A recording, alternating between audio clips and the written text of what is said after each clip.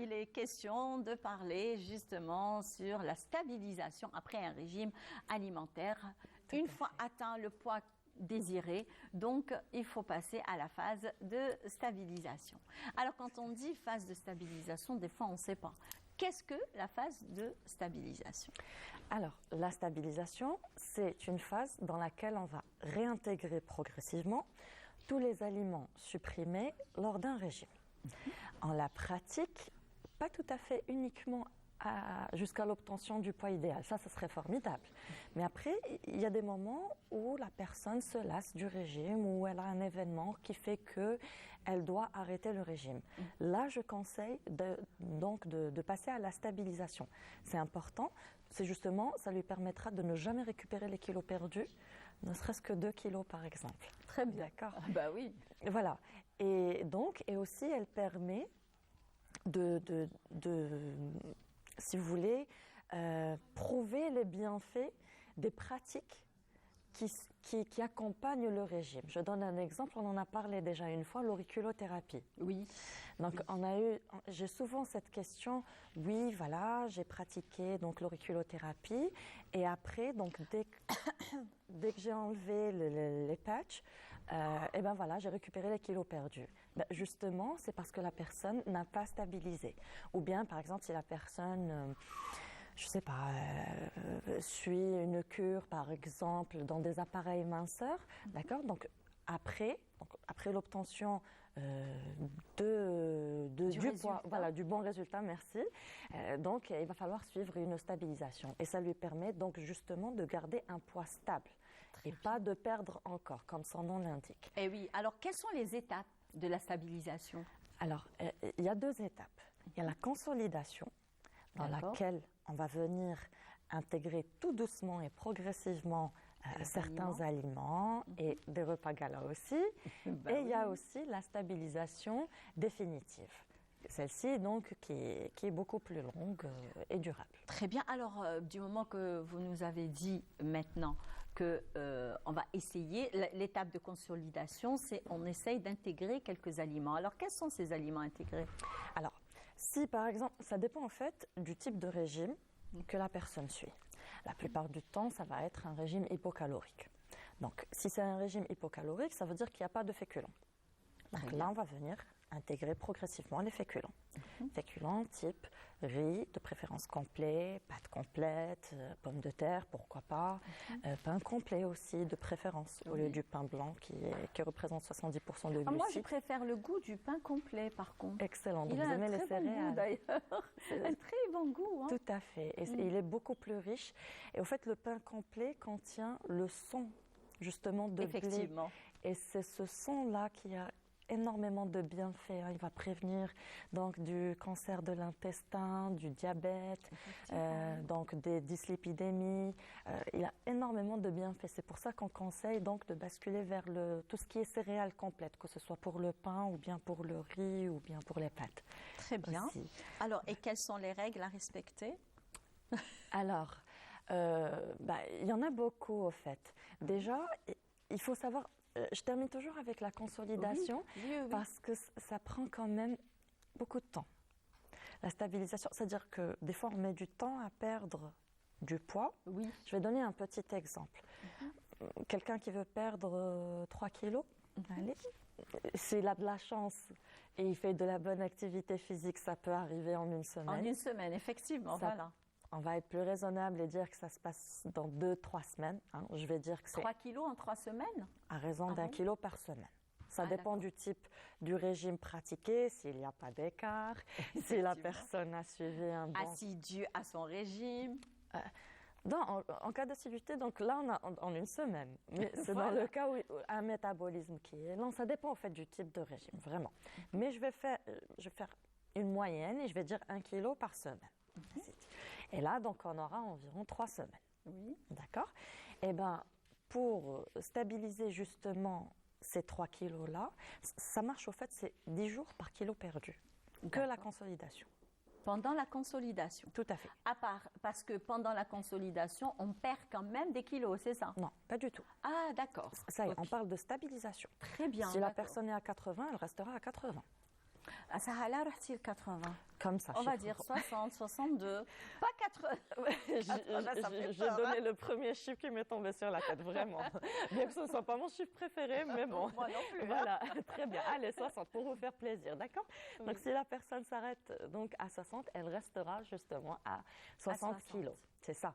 Mais justement, cette consolidation, donc on va toujours maintenir les bases du régime et venir rajouter quelques plats et on aura 2 repas gala, comme je m'amuse à les appeler. D'accord. Alors, donc, quels sont ces repas gala? Alors, dans ce repas... Je suis curieuse de les découvrir. Oui, bien sûr. Dans ce repas gala, vous allez pouvoir manger ce que vous voulez. Vous faire plaisir. C'est-à-dire qu'on peut manger une pizza pleine de fromage, etc. C'est ça? Il n'y a pas de souci. Oui. Ah bon? Ah bah oui, il faut se faire plaisir. Ça y est, maintenant c'est le retour à la norme. Mais on va le faire progressivement. Effectivement, parce que comment on va faire pour ne pas prendre ces kilos? Parce que là, si on s'amuse à prendre des pizzas, lors des repas gala, comme vous dites, oui, mais il n'y en a que 2 par semaine. Ah, ok, d'accord. 2 par semaine, non, pas tous les jours. Ah bah sinon on ne parle plus de stabilisation et justement c'est ça la bêtise que les gens font. C'est-à-dire qu'on arrête le régime, c'est bon, je suis à mon poids idéal ou presque. Allez, je commence à manger n'importe quoi, n'importe comment. Et justement c'est ça qui... Parce que le corps a cette réputation d'ancien gros, hein, il la garde toujours. Oui. Et le tissu adipeux, donc c'est des sacs là qui sont vides, parce que la personne a perdu du poids, mais qui sont prêts à être remplis. Donc, le moindre petit écart de rien du tout mal suivi, la personne peut reprendre son poids. Vous voyez? Et c'est ça que l'on veut éviter. Et c'est là où intervient la phase de stabilisation et d'où son importance d'ailleurs. C'est par rapport à ça. Donc, lorsqu'on fait ces 2 repas gala, il ne faut pas qu'ils soient bien sûr dans la même journée. Que ce soit un peu espacé. Comme ça, pour ne pas faire un gros apport calorique pendant cette journée, si vous voulez, d'accord? Et puis, je vais vous dire, vous avez suivi un régime, vous avez perdu du poids, mais vous avez fait aussi une rééducation alimentaire. C'est-à-dire que le volume de votre estomac n'est plus le même qu'avant. Effectivement, oui. Votre appétit n'est plus la même. On n'a plus envie de manger des fois. Tout à fait. Oui. Et même, des fois quand ça y est, on arrive à la stabilisation et que je leur donne donc à mes clients le programme, on va me dire, mais non, c'est beaucoup, je vais reprendre. Je leur dis non, faites-moi confiance, faites-vous confiance et on va y aller tout doucement. Et quand je les revois, donc après pour un contrôle, on me dit ben non, j'ai pas réussi, j'ai eu le haut le cœur. Voilà, je me suis sentie un peu mal en mangeant par exemple du sucre ou bien de la pizza comme vous venez de le citer. Oui. Donc c'est pour ça que la consolidation est importante et on va venir donc et c'est pour ça que c'est aussi lent. Hein. Alors pour l'exemple des 3 kilos, ça sera 1 mois, vous imaginez. Alors, 1 mois. Ah bah oui, 10 jours par kilo perdu. Ce qui fait 3 fois 10, ça fait 30, ça fait 1 mois. 38. Vous voyez. Et ça, ce n'est que 3 petits kilos. C'est très rare où on stabilise donc, à 3 et on kilos. peut stabiliser en combien de temps en général? Bah, ça dépend toujours. Donc, des kilos perdus. Quelqu'un qui a perdu 25 kilos, vous imaginez un petit peu? Oui. Mais... 25 mois? Non. Non, c'est 25, donc fois 10. Vous voyez, donc ça fait... Bon, je ne suis pas très forte en calcul mental, voilà, je vais vous le dire. exactement. Donc, voilà, mais c'est 25 kilos fois 10 jours, d'accord? Donc ça fait 250 vraiment long, jours. C'est très long, exactement. C'est justement pour vous dire que des fois, ça peut dépasser les 6 mois, comme dans ce cas, par exemple. Et oui, voilà. Mais la personne ne va pas être frustrée, elle ne va pas se sentir en régime, parce qu'elle aura justement de les repas gala dont on vient de parler. Mais il faut garder toujours l'activité physique. Très important, et c'est là donc on revient aux règles de la stabilisation, c'est qu'il faut maintenir une activité physique et oublier les ascensions. C'est très important parce que justement, surtout après la stabilisation définitive. Ça y est, lorsqu'on a fini la consolidation et qu'on est en stabilisation définitive, là, il faut faire une activité physique. Enfin, normalement, on est censé l'avoir débuté au début du régime. Effectivement, oui. Mais il faut la maintenir. Marcher au moins 30 minutes. C'est un minimum. On commence à brûler le gras au-delà de 30 minutes d'activité par jour. Ça, c'est juste pour le système cardiovasculaire. Et puis, donc, si par exemple on a des courses à faire, il vaut mieux y aller à pied quand c'est un chemin qui n'est pas trop long, d'accord, que de prendre sa voiture, par exemple. Donc, pratiquer, si on n'est pas sportif, on gagne donc une petite activité physique rien qu'avec ces petites habitudes. Voilà. Et sinon, aussi, il faut maintenir une bonne alimentation qui reste quand même équilibrée. Justement, j'allais arriver à la bonne alimentation qui doit rester équilibrée. Alors, par exemple, une journée, on va dire, de stabilisation, point de vue repas, on va dire, point de vue tout ce qui est à ingurgiter, si j'ose dire, parce que nous, des fois, parce que, comme on dit, il y avait, je lisais sur des réseaux sociaux, que le régime, c'est là-dedans. C'est dans notre subconscient conscient qu'on fait un régime. Si on est convaincu, on peut le faire. Si on n'est pas convaincu, c'est risqué parce que ça risque de tomber à l'eau. Donc, comment constituer une belle assiette pour la stabilisation? Alors, déjà, je tiens à revenir sur un point. Donc, oui, il y a toujours un facteur qui fait qu'on doit, qui nous pousse à faire ce régime-là, justement. C'est soit parce qu'il y a une robe qu'on veut porter et qui ne nous va plus. Ça s'applique pour les hommes aussi. C'est généralement les chemises. Oui, hein, voilà. quand on commence à faire oui. voilà, c'est trop serré. Les petits arcs, voilà. Donc là, c'est un petit peu la sonnette d'alarme, ou bien c'est une question de santé. Hein. Ça arrive très souvent. Donc, disons qu'on est motivé. Alors, lorsqu'on est motivé, c'est déjà très bien. On pratique le régime, il est important de consulter un professionnel. Parce que tous les régimes ne vont pas à tout le monde. Effectivement. D'accord. Donc, des fois, on pense bien faire et justement, non. On ne fait pas. Voilà, tout à fait. On foire. Des fois, on foire tout. Oui, et des fois, on risque des carences, justement. Parce qu'il y a les régimes à la mode. Voilà. Et qui ne vont pas à tout le monde. Donc, il faut que ce soit bien sûr adapté au métabolisme de chacun, aux besoins énergétiques de chacun et au cas de chacun, qu'il ait des pathologies ou pas, excusez-moi, d'accord. Oui, non, donc c'est par rapport à ça. Et puis donc je vais donner une assiette type, hein, vraiment, oui. d'une personne. Parce qu'une stabilisation, c'est-à-dire une assiette de stabilisation ne peut pas être, on va dire, les assiettes ne se ressemblent pas, voilà. Parce que ce sont des différents régimes, c'est ça? Parce que ce sont de différentes personnes. Ah voilà, d'accord. Vous voyez, vous, moi, lui, vous voyez. On ne se ressemble pas. Voilà. Chacun son corps, chacun son métabolisme, chacun ses besoins. Et chacun ses pathologies, et chacun ses carences, et chacun ses... Vous voyez. Très bien. C'est par rapport à ça. Mais si je donne l'exemple donc d'une personne adulte, saine, donc qui a atteint on va dire dans les 1800 calories, là on aura donc le petit déjeuner, que ce soit café ou thé, idéalement sans sucre, parce que normalement on s'habitue à cette habitude. Bonne habitude. Voilà, tout à fait. Ou bien remplacé par de la stevia. Ça peut être bien aussi, comme on en a parlé la dernière fois. Aussi, donc, prendre son petit gâteau sec. Alors, si c'est une grosse part, ça sera une pièce. Sinon, c'est 2 petites. D'accord. Idéalement, un fruit, pourquoi pas, hein, le matin. Mais après, ça dépend donc ça dépend quel fruit? Quel fruit et de la taille du fruit aussi. Alors, là, on est en... Est-ce qu'on peut consommer pendant, on va dire, pas tous les jours, bien sûr, des bananes? Parce qu'elles sont vraiment... Lors de la consolidation ou la stabilisation définitive? Les deux. Non. Alors, consolidation, non. Pas de banane et pas de raisin. Parce que c'est des fruits qui sont assez sucrés. Pas de pastèque? Non, il n'y a aucun problème. Très à part ces deux-là, cerises aussi. C'est pas la saison, c'est pour ça que j'en ai pas parlé. Donc, pas de banane, pas de raisin et pas de cerises. Alors, pour les personnes qui adorent les cerises, c'est raté. La fraise, oui, par contre. Oui, il n'y a aucun problème. Très bien. La fraise, tous les autres fruits sont permis. Bien sûr, à quantité modérée. Bah oui. La taille d'une grosse pomme, par exemple. Une pièce. D'accord. Donc, et sinon, donc dans la consolidation, non, la banane n'est pas permise.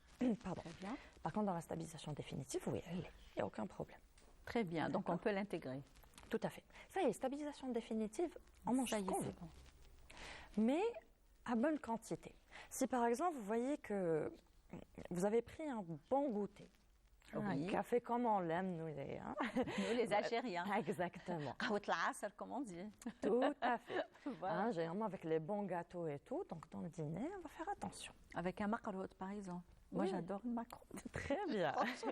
C'est mon péché mignon, d'ailleurs. Ah bon, c'est bon à savoir. Excellent. J'en connais une qui le fait très bien, d'ailleurs. Oui. Si vous prenez donc le macarotte pendant, au moins, veillez à ce que votre thé ne soit pas sucré. Ah non, non, non, non, même mon café, il n'est pas sucré. Parfait. Non, non, non. Excellent. Eh bien, lorsque vous passez en stabilisation, donc il faut faire attention. Si vous n'avez pas faim, vous n'avez pas envie de dîner, dîner léger, une petite soupe, une petite salade, d'accord? Mais ce ne sera pas un repas copieux. Pardon. Voilà. Donc, vous voyez, il faut être à l'écoute de son corps. C'est pas parce qu'il faut manger qu'on doit aller manger. Et vice-versa, hein, c'est-à-dire si on a faim, il faut aller prendre cette petite soupe légère. Ou si on a faim, bien tout sûr. À fait. Parce que des fois, tellement qu'on n'a rien à faire, et comme dit aussi le proverbe français, oisiveté est maîtresse de tous les vices, des fois on n'a rien à faire à la maison, on ouvre le frigo et on ingurge n'importe quoi. Tiens, je vais manger un petit yaourt, tiens, je vais manger ça, tiens, je vais... fausse faim, une faim émotionnelle des fois aussi. Hein. Exactement. Oui. Voilà. Eh bien non, là il faut faire attention justement, c'est-à-dire il faut aller s'occuper autrement, soit peut-être faire une petite marche, pourquoi pas une petite activité physique, ou bien s'occuper positivement que d'aller donc consommer un aliment dont on n'a pas besoin, surtout s'il est sucré. Voilà. Exactement. Donc le midi. Alors à midi, donc on aura toujours protéines, légumes. Là, on est donc toujours en phase régime. Intégrer une source de féculents, donc que ce soit pommes de terre, riz, pâtes, ça dépend. Et bien sûr, ça ne doit pas être le repas principal. C'est-à-dire qu'on ne va pas déjeuner le riz. C'est un accompagnement. D'accord. Donc il y aura du riz avec protéines et légumes, par exemple, petite viande avec une salade. Oui. D'accord. Et puis, donc pour le gras, il faut toujours maintenir une bonne source. D'accord. On va aller donc vers une cuillère à café d'huile d'olive, pourquoi pas, par personne bien sûr. Hein. Oui. Et donc après, on aura soit le fruit, soit un fromage, par exemple. Alors fromage, il faut aller vers l'allégé. Ben oui. Donc environ 40 grammes. Très bien. D'accord. De fromage. Après, donc pour le goûter, on peut toujours prendre un thé. Ah, il y en a le goûter gala. Un thé avec le goûter gala, avec un macarotte, c'est ça? On sera invité chez vous, on mangera ce que vous nous donnerez, aucun souci, parce que justement, ce repas gala... Macarotte, attendez, alors actuellement, c'est la saison des poires. Donc, on a toujours une tarte bourdaloue à la maison avec une amandine, des poires dessus. D'accord. Donc, des amandes effilées. Donc, ça va. Une part, ça va. Ça peut pas... Il ne faut pas se resservir. Ah non, non, non, non. Une part, un petit triangle et pas très grosse aussi. Hein, donc, il n'y a aucun problème. Donc, c'est tout. Excellent. Alors, vous voyez que le repas gala, finalement, il peut être sucré comme salé. Oui, effectivement. Parce que moi, personnellement, je prends un bon café qui n'est pas sucré, avec une part de tarte de bourdaloue, par exemple, ou alors un macarotte, etc. Donc, c'est tout. Pas les deux en même temps. Hein. Attendez, hein. Parce que vous allez dire que c'est Imen qui l'a dit. J'ai rien dit. Moi, j'ai dit l'un des deux. C'est-à-dire, ça peut aller même mscucho, par exemple, un cake au citron, une tarte au citron. Mais une petite part, pas... Tout à fait, histoire de se faire plaisir. Voilà, et il est important que, lors du repas gala, il est important de prendre son temps et de savourer ce qu'on mange. Voilà. Parce que ça va être 2 fois par semaine, pas tous les jours. Il faut savoir refermer la porte aussi après le repas gala. C'est-à-dire qu'après, on revient un petit peu, parce qu'on est en consolidation. À nos bonnes habitudes. Voilà, tout simplement. Parce que c'est pour notre bien-être aussi. Exactement. Et c'est la phase la plus difficile. Oui. Ce qui est plus facile. Bon, pour un début, c'est difficile de pratiquer un régime, mais après, on s'habitue. Oui, effectivement. Mais ce qui est encore plus dur, c'est de réintégrer justement ces aliments et surtout... Et ne pas reprendre. Ah bah oui, voilà. Donc il faut prendre son temps et être à l'écoute de son corps aussi. Et le soir? Alors le soir, on revient donc à un bon dîner léger, parce que vous avez eu votre repas gala, donc ça sera une bonne soupe, pourquoi pas avec un blanc de poulet, ou bien une bonne salade César, pourquoi pas, d'accord, avec quelques petits bouts de fromage. Voilà. Voilà, allégé bien sûr, ou bien du gouda. Très bien. Donc, et ça peut prendre quand même des mois suivant notre métabolisme. Tout à fait. Merci beaucoup, Feriel Merzouk. C'est un plaisir de vous recevoir et d'avoir quand même de bons conseils suivis par une nutritionniste qui est là avec nous, qui est présente lors de Bonjour d'Algérie, je le rappelle, de la station régionale d'Oran.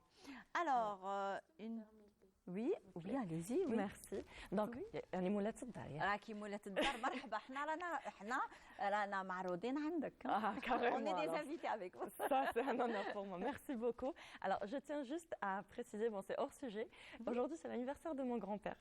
Je voudrais le lui souhaiter. Donc, bon anniversaire.